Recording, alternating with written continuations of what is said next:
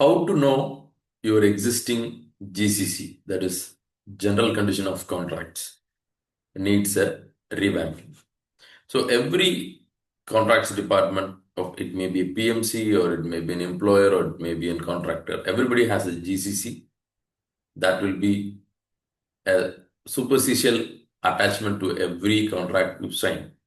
But the question is, how often do we check whether this GCC is relevant till today, or we just do the copy and paste without understanding the consequences?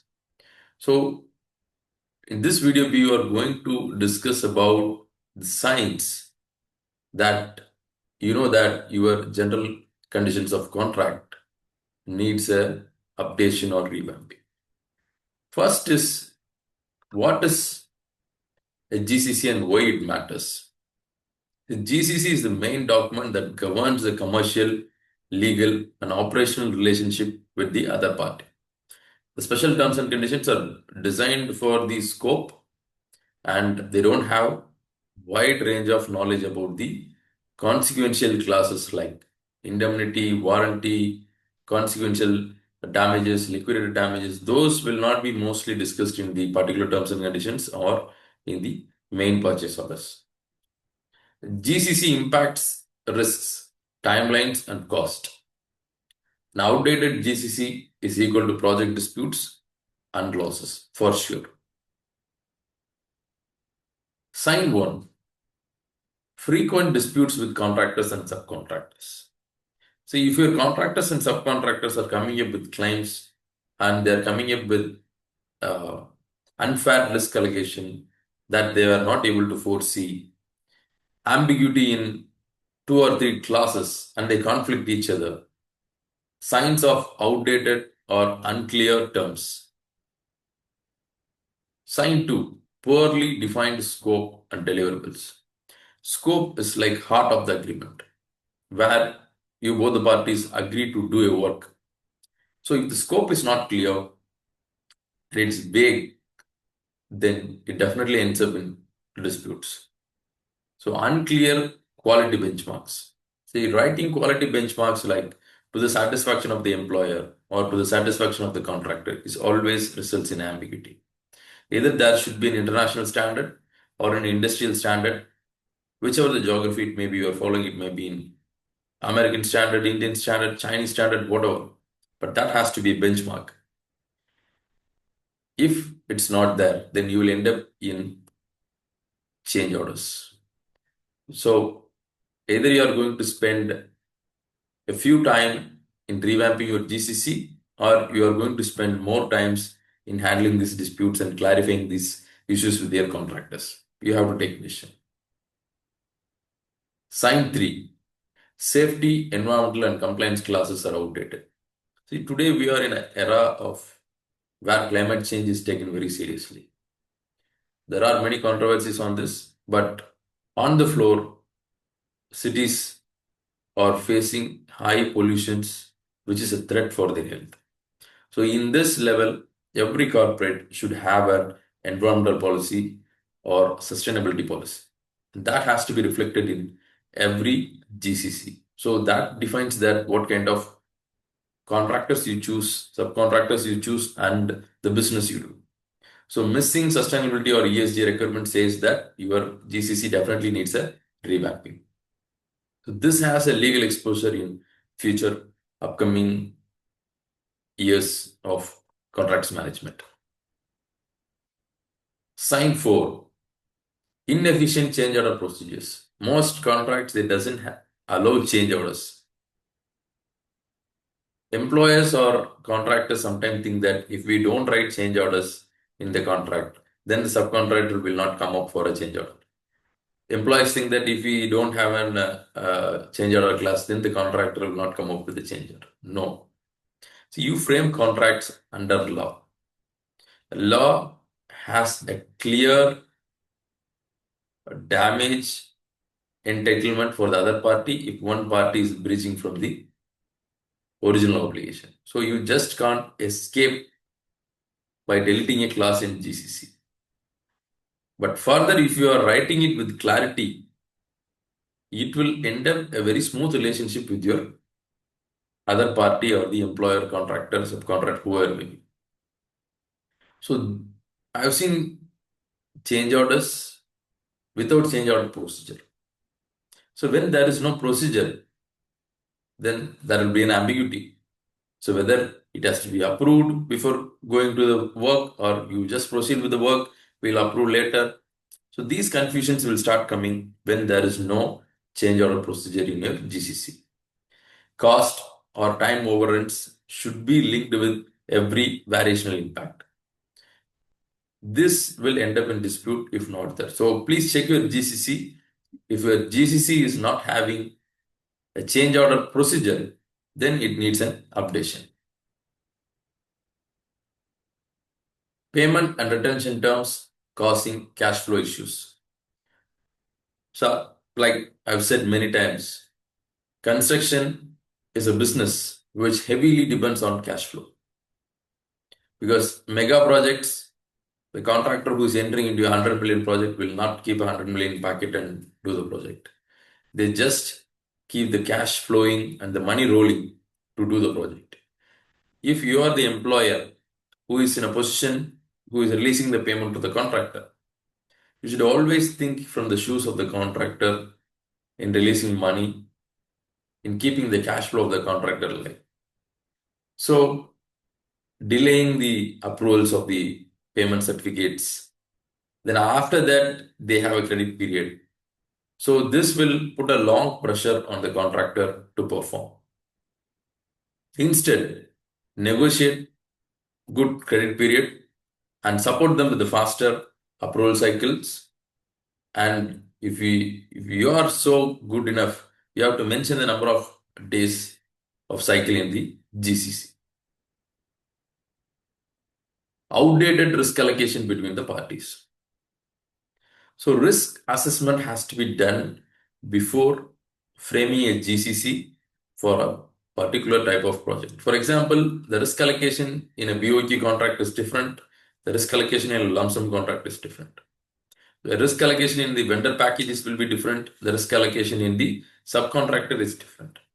So risk assessment has to be done, and it has to be very clear that who is going to foresee the risk, who is going to control the risk, and who is going to handle the risk.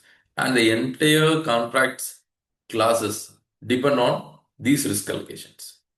So if there is no risk matrix or modern contracting models, then your GCC needs a revamping. Sign 7. Weak penalty, liquidated damages, and incentive clause. So the penalty clause and liquidated clauses are different. The penalty works under certain breaches and liquidated damages works under certain breaches. So that has to be linked properly. So any missing incentives based on contracting, it will demotivate the contractor or the subcontractor to do their work faster. So these classes has to be checked for updation in your GCC. Poor dispute resolution frameworks. This is 2025. And I can still say that 80% of contracts managers who are working in construction doesn't know how to draft an arbitration clause. Yes, with due respect, they don't have that exposure. They are engineers who come from an QS background or a planning background or estimation or procurement background, and they become a commercial director or contracts manager or contracts director. So their exposure towards arbitration comes very in the later stage. So this education has to be given to them, and or you have to draft a GCC with a consultant who has an international law exposure. So drafting a dispute resolution clause will save you a lot of money and time when you go for a formal dispute resolution. So people who have already in that business know that when your arbitration clause is not clear, the opposite party will always try to take an advantage of delaying the dispute resolution process. You will take to the arbitration, it might be an institutional arbitration, the opposite party will say, no, The arbitration clause has ambiguity. I'm going to court to file a suit against it, and it will be taken as a litigation. This is a very normal scenario which you can see in the construction dispute resolutions. Insurances, bonding requirements which are not updated. So bonds are very important. Bonds play an important role in risk classification. When you are sharing an advance payment, you are an employer. When you give an advance payment, and this advance payment is risk covered by an advance bank guarantee or advance bonds. When you go for retentions, the contractor has completed the project and you are paying him the 100% money. The 5% performance bond will be with you. And that is a risk cover. If something goes wrong in the defect liability period, you can claim that. So these understandings has to be in the GCC. If not, it has to be updated. Missing cyber, environmental, and professional liability requirements, outdated bonding formats, contractor insolvencies are not addressed. That has to be addressed. If the contractor goes into bankruptcy, so what are the procedures has to be taken? Else, this will pull you down.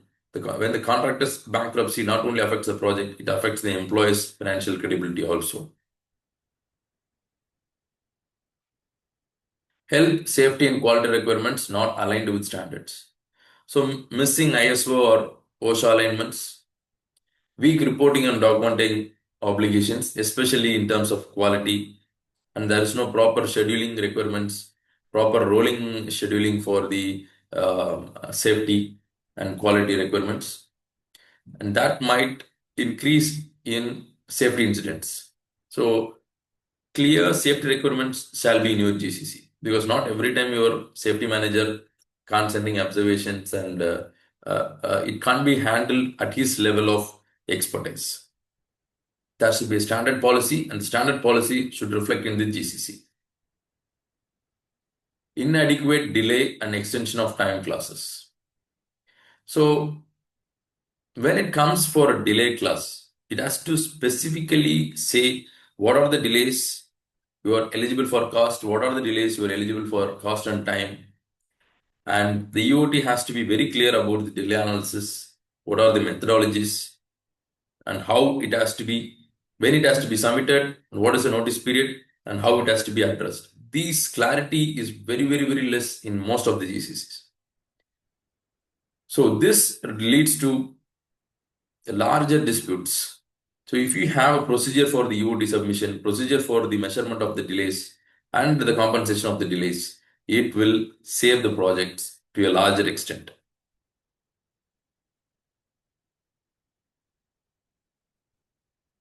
Sign 12. Poor contracts administration and documentation tools. So missing documentation protocols. Nowadays, we are using softwares to upload the vendor documents to the subcontract documents and contract documents. We are not just handling emails for a high control over the submission and to check what is the floating of documents. See, in a small, even for a moderate EPC projects, you have 1,000+ deliverables only in engineering.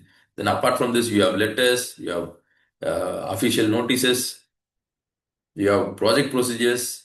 So that's going to put a lot of pressure on the deliverables and handling the documents. So that procedures shall be very clear. I think now there is a development in the industry, because after the adaptation of documentation softwares, these procedures are getting well defined. This is what we can see the progress in most of the GCCs. No clear termination or suspension clause. So a suspension clause and termination clause should have a very clear procedure. If there's a suspension clause, so how long the suspension can extend, and what are the reasons the suspension can be triggered, and what are the compensation the contractor will get during suspension period. So if it's not structured, so it will definitely end up in a dispute, because the contractor will not take a decision in demobilizing, and the contractor might not know how long the suspension will prolong. When it comes to termination, we have seen in previous things, there are 3 types of terminations. termination due to employee's convenience, termination due to contractor's default, termination due to force majeure. All these three have three different procedures. So that has to be properly explained in a contract so that it will avoid dispute in later stages. Not aligned with the modern contract types. Like you should have today in the world, you have a lot of exposure to modern standardized contracts. You can take the inspiration from them and you can build a EPC contract, you can build a design build contract, you can build an private-public partnership contracts.